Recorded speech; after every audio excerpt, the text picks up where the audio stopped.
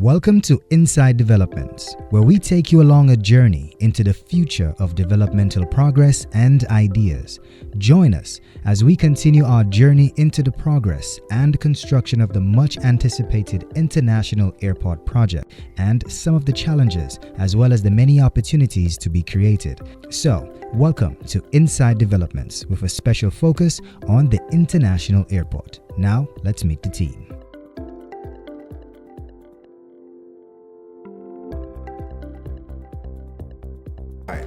Yes, sir. Good morning here. So welcome to another update on the progress of the International Airport. Here, of course, we are with the main guys. We have Dr. I call him Doctor, but Mr. Samuel Johnson. We have Mr. Liu. We have Alvario, and we have also another executive from the CR5. As you know, the International Airport is a collaboration between MMCE, CR5, and the government of Dominica. Of course, we're going to let Mr. Johnson himself give us an introduction as to where we are and just the overall progress on things since the last update that we've had together. Sure. Thank you, Hassan, and thanks for coming back up to give an update on the progress with the project so far. Your viewers and listeners will see once we go on site that we've made a tremendous amount of progress. As we've said repeatedly, the majority of time that we've spent so far has been on preparing the platform, right? And to do that, we had to ensure that the waterways over which the airstrip, the runway, passes over, unimpeded. So the first step really, and what your viewers would have seen over the months and a year and some that we've been undertaking the earthworks and construction, is the development of these massive waterways that enables the runoff from the surface of the airport, as well as from the village and from the terrain surrounding the airport, to ensure that the waterways are not blocked, or where there's been a complete fill, they are redirected and managed properly. So one thing that's critical in Dominica is management of surface runoff and water, because we are not the nature island with 365 rivers for nothing. The water has to come somewhere, it has to go somewhere. So we have to make sure that one, during the construction, that it is managed, and two, on completion of the project, that we can have free flowing of the water. So, secondly, once that is done, you'll see that some of them have been already completed, and the process, once that is done, is the backfilling and filling up the valleys to a predetermined level, on top of which then you can start the construction of the runway. So that has been ongoing for pretty much since the mobilization to the site, for the entire length of the runway, which is going to be now up to 3,000 meters. Because when we, MMC and CR5 team had a look at it, we're able to get another 150 meters for takeoff primarily. So that is actually a huge development. We will still very confident with the 2815, but the 3,000 meters, there's no such thing as too much runway in aviation. You'll never meet a pilot that said he has too much runway, either for landing or takeoff. But for takeoff in particular, and from our most recent experience working with DASPA on Douglas Charles Airport, your takeoff run is very important, especially for longer stage lengths. That means the aircraft can carry more cargo, more fuel, can fly longer. Yeah, so that's critical. So that's why you'll see in the Douglas Charles Airport, which we've been working with, the extension actually impacted initially more the takeoff capability of Douglas Charles than the landing, which, as we can see, the fruits of that project. So similarly, we wanted to ensure that here too, that we could get as much capacity as possible. so that in the future we won't have these conversations about, can we get another 150? And that's something MMC had committed to from the get-go. Yeah, that once they've looked through the designs and the alignment and the optimization, if there is an opportunity to add more, they would add more. And so in that regard, they've been a true partner in delivering on that incremental benefit and capability.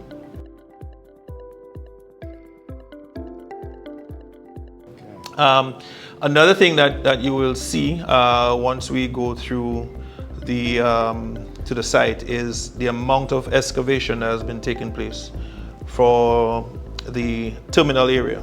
Yeah, and your viewers would probably recall when you first came here, there was this large mountain with the flow towers at the top of it. That is gone, right? So, and that work is still ongoing. And then, last but not least, we've also, and I know several questions have come up, well, where is the tunnel, and is there going to be a tunnel? Is there going to be a roundabout and all of this fun stuff? But MMC and CR5 have been working diligently to find the optimal tunnel or bypass location, given the constraints of the site, because Dominica is not one of the easiest places to build an airport.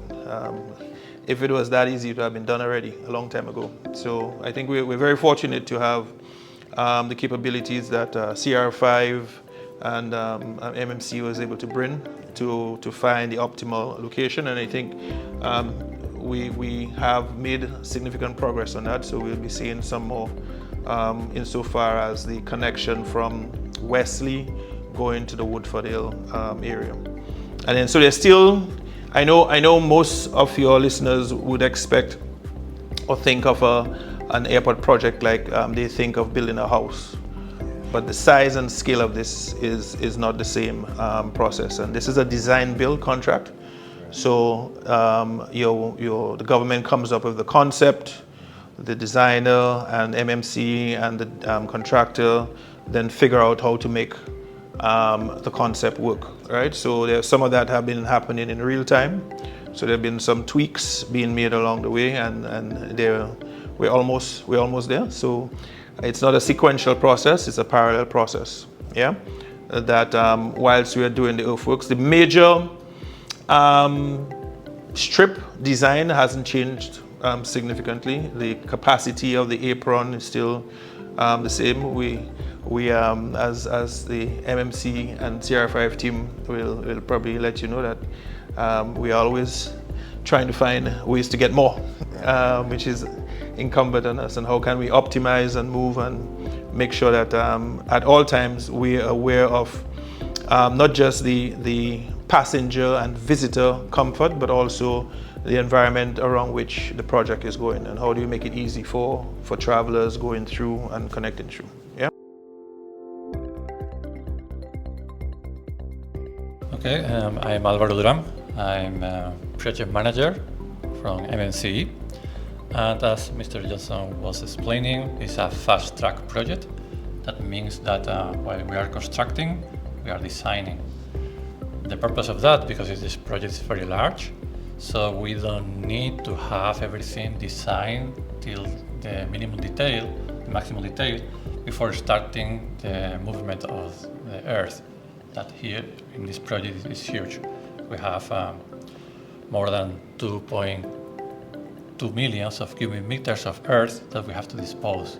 So it's a huge amount of cutting, because we have to create the platform. So we have to cut the hills and fill the valleys. So while we are doing that we are kind of at 46% right now of the earth works, we are in parallel designing the details for the buildings and the rest of the facilities. So the major changes, as pointed out before, is that we're going to create a turning path at the threshold 15, so we can effectively extend the runway takeoff length. So we are going to have those 3,000 meters length for takeoff operations. And meantime, we are finalizing the detailed design for the buildings. We are very close. Just for the last step, that's the final approval from the government and our final internal approvals. But everything ready for the last approval. Morning, my name's Neil, Deputy Manager from CR5. What I can introduce to you is that up to today, we have mobilized more than 300 set equipment on site and more than 600 workers on site to construct the international airport. And up to now, we have the total progress is reached to 35%, which is 7% ahead of schedule. We have the confidence to complete the whole project within the contractual period. Right. So it's very important that we view this project not as one in isolation, in that it's being done in partnership with the Ministry of Tourism and Ports, DASPA, IDC, and then developers and contractors. And with that in mind, we are taking the position that we are not waiting for the airport to be completed to start the promotion of the destination and to start the route development works for the new airport. One of the things that we've been very proactive about is to try to push as much traffic as possible through Douglas Charles. So in partnership with DASPA and the Ministry of Tourism, and in the overall flight plan of the project, you would see a very strong work stream which is focused on stakeholder engagement, and stakeholders being defined as your regulatory agencies, so ECA, ensure ECA is involved, your airlines, some of your tourism partners as well, right? So by the time this is completed, we would have already started doing a lot of the work required to have a step change in terms of our visitor arrivals. The Ministry of Tourism is on record as projecting a potential growth of our visitor arrivals up to 500,000 stayover visitors, which is a step change from what we've had for the last 10, 15 years. Yeah, it's not a straight line; it's an exponential curve to get to that area. We've started talking to airlines now, so we've seen some of the fruits of those discussions with American Airlines. They started with once and twice and daily, and now twice on Saturdays. We've also seen the entrance of United, and there are over 20-something different airlines that we're talking to. Because it's one thing to engage the airlines and tell them, well, you know, Dominica is a great site and you should come, and we're building an airport in the future. Is another thing to tell them, well, construction is on the way, right? So that is a statement of confidence and commitment, right, to the development of the industry. So the conversation then quickly pivots to not only what is required for the new airport, but what can you do for us now, right? Which is the case with United and some of the others that we are talking to. And the intent, so the developments we are seeing at Douglas Charles is not instead of the international airport, but is actually because of the international airport that we're able to accelerate those conversations and also to make those changes to accommodate. The conversations for the North American carriers is a little bit more aggressive than the European ones because of the limitation of Douglas Charles, right? Douglas Charles can't handle wide bodies, but is capable with narrow bodies. But that does not limit us from having conversations with Virgin Atlantic, with British Airways, and some of the other wide body carriers out of Europe, which we actually are having those discussions. But that is on a longer 3 to 4 year period. And hopefully by the time this project is completed, we'll have done some of that groundwork so that we can start receiving those wide bodies, which we are designing for. Insofar as the destination's attractiveness, we've seen that we've been ranked as #1 destination for 2025 by BBC. Last year, we've seen Forbes, CNN, Travel and Leisure all have Dominica as a very highly ranked destination. So we think the demand and the awareness is picking up significantly from where we've been. So we've been making those advanced discussions now. Yeah. Yeah. So in terms of local employment, Mr. Liu spoke about the total number of workers on the site. I think over 200 to 300 of that is Dominican employees, either working with MMC or working with CR5. So in the actual construction, there are local engagement. But again, I want people to get away from the mindset that, well, in 5 years or in 3 years, the opportunities are coming right now. So next weekend, United will be landing direct from New York. Okay, that is over 124 passengers. At the same time, you'll have American Airlines on the ground with 2 flights on that Saturday.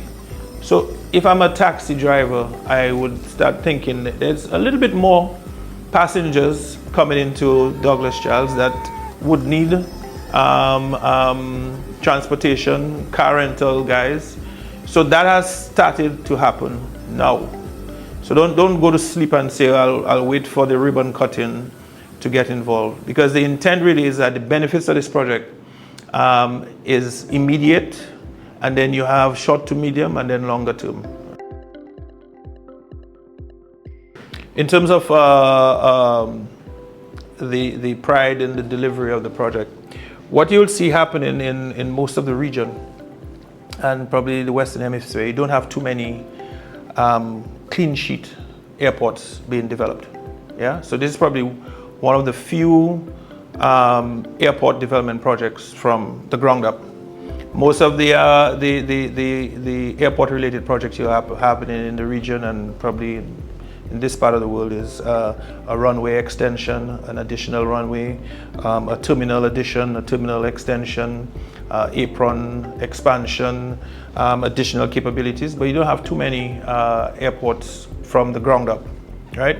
So as a country, that's something we can be proud of. And I can guarantee you there aren't too many happening in terrain like Dominica, which makes it that much more interesting.